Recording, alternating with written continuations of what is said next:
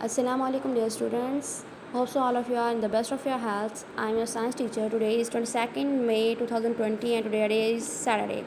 Today the learning tasks that have been mentioned in your day's schedule diary is the short question number 1, 2, 3, 4, 5, 6 and 7 of chapter number 7, and the writing task it's a long question number 2 of chapter number 7.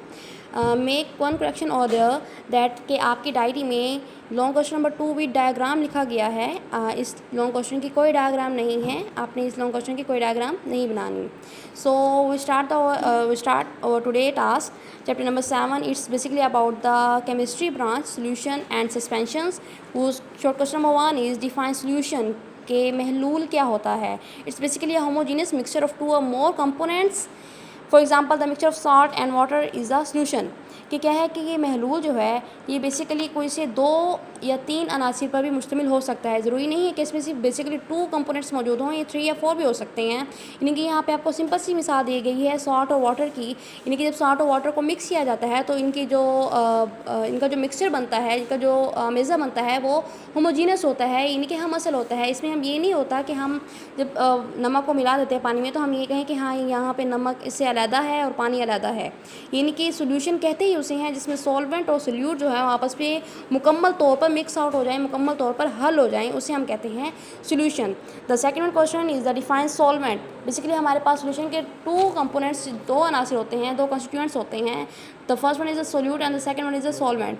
अब solvent होता क्या है? The solution in which solute is dissolved is called the solvent. यानी कि previous example मिसाल तो अगर water की एग्जांपल लें तो हमारे पास क्या है कि इसमें हमारे पास वाटर जो है वो सॉल्वेंट होगा जिसमें हम सोल्यूट को डिज़ोल्व करते हैं, सोल्यूट को हल करते हैं, उसे हम क्या कहते हैं? सॉल्वेंट कहते हैं।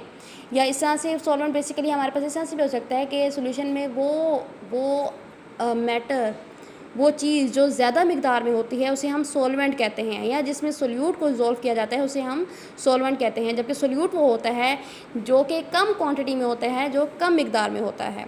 नेक्स्ट में हमारे पास शॉर्ट क्वेश्चन नंबर 3 है, that one is the can you explain solute and solvent in a solution of salt and water. यानी कि प्रीवियस एग्जांपल ही ली गई है, उसमें हमने सॉल्वेंट और सॉल्ट को बताना है कि इसमें सोल्यूट क्या है और सॉल्वेंट क्या है। यानी कि वाटर और सॉल्ट को जब हमारे पास मिक्स करेंगे तो हमारे पास सॉल्टी वाटर जो है वो ऑब्टेन होगा। अब यहाँ पे वाटर जो है वो ज़्यादा क्वांटिटी में है और that's it is a solvent. जबकि हमारे पास सॉल्ट जो है वो लेस क्वांटिटी में है, that's why it's a solute. और यहाँ पे जो सॉल्टी वाटर बनेगा that will become a solution.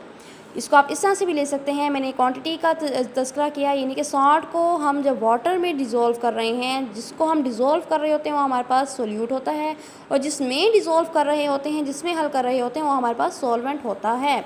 Next one short question number 4 is the what is the world largest solution. के दुनिया का सबसे बड़ा महलूल क्या है?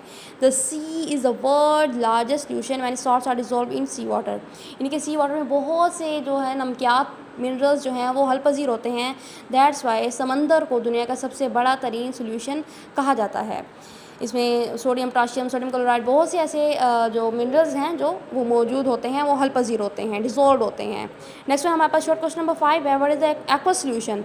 वर्ड एक्वा से ही आप जान लेंगे कि यहाँ पे सोल्यूशन किस सोल्यूशन की बात हो रही है। वो सोल्यूशन जिसमें वाटर जो है वो ज़्यादा क्वांटिटी में होगा, जो सॉल्वेंट के तौर पे इस्तेमाल होगा, वो हमारे पास क्या होगा? एक्वा सोल्यूशन होगा।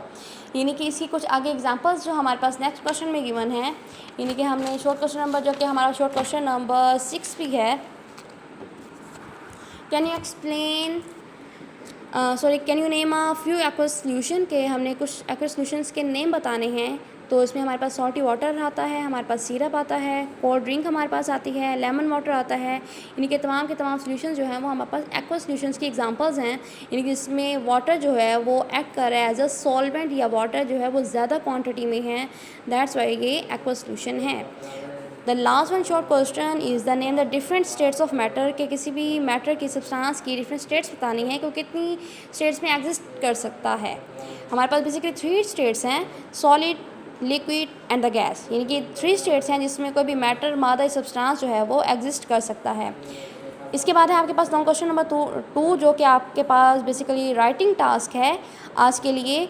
आपके पास लॉन्ग क्वेश्चन की स्टेटमेंट ये है, prove that water is a universal solvent. के पानी जो है वो आलमगीर महलूल के तौर पर एक्ट करता है, कैसे हमने ये प्रूफ करना है, साबित करना है, यानी कि इसमें कौन सी ऐसी ख़ासियत है कि तमाम की तमाम चीज़ों को अपने अंदर डिज़ोल्व कर लेता है, हल कर लेता है।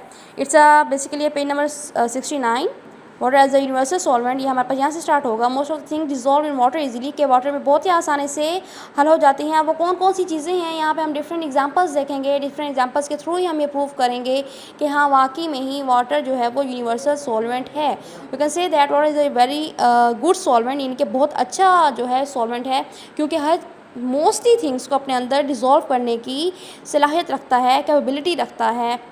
The number first point is the sugar, rock salt, sodium bicarbonate, जिसे हम मीठा सोडा भी कहते हैं। ये क्या है, वाटर में डिज़ोल्व होता है। Milk, alcohol, lemon juice, vinegar, सिरका, एप्पल जूस, ये भी क्या होते हैं, वाटर में डिज़ोल्व हो जाते हैं। यानी कि ये तमाम की तमाम चीज़ें हैं जो वाटर में डिज़ोल्व हो रही हैं। नेक्स्ट वन है the food we eat form the solution in the body and then absorbs in the blood. यानी कि जो खुराक हम खाते हैं, कार्बोहाइड्रेट्स, फैट्स, मिनरल्स, विटामिन्स जो हैं वो हमारे बॉडी में जाके क्या है, वाटर के साथ मिलके सोल्यूशन बनाती है। फिर सोल्यूशन बनाने के बाद ये ब्लड में है जो है अब्जॉर्ब होते हैं, जज्ब होती है, फिर ब्लड के through all over the body क्या होता है, ये सप्लाई होता है, जिससे हमें एनर्जी मिलती है।